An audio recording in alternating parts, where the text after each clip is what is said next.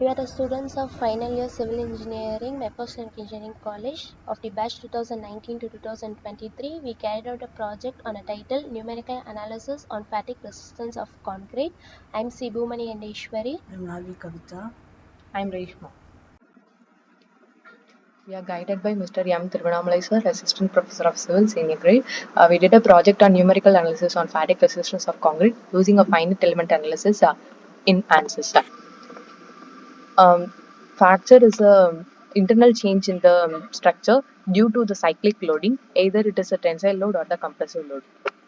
When the concrete member is subjected to continuous cycle of loads, the crack will start to initiate on the member and it will propagate on further loadings, and finally the failure of the material will take place. Let's see what we have done in finite element modeling in ANSYS for this fatigue resistance of a concrete.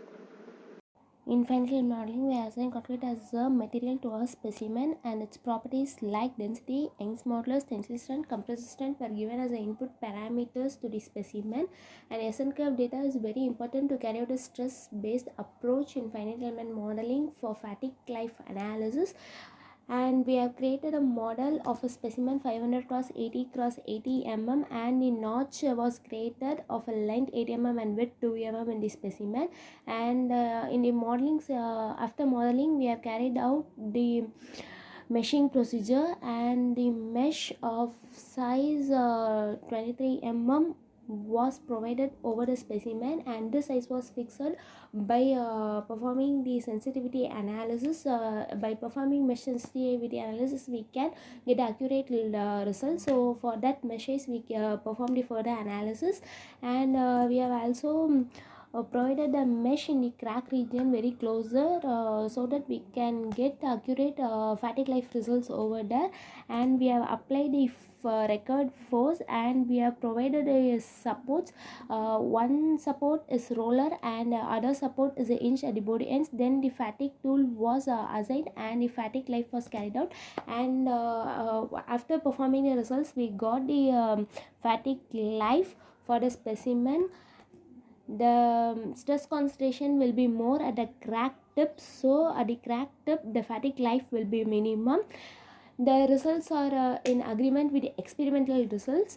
And we have also carried out the linear elastic fracture mechanics in ANSYS using a smart crack growth method.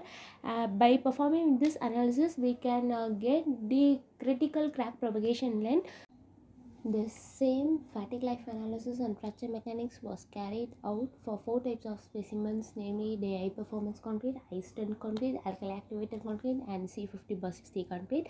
And the results obtained from the numerical analysis was compared with the experimental results, and they are in good agreement. So then we got some deviations while performing linear elastic fracture mechanics by smart crack growth in ANSYS. Further studies need to be done to get accurate results in linear elastic fracture mechanics by numerical analysis.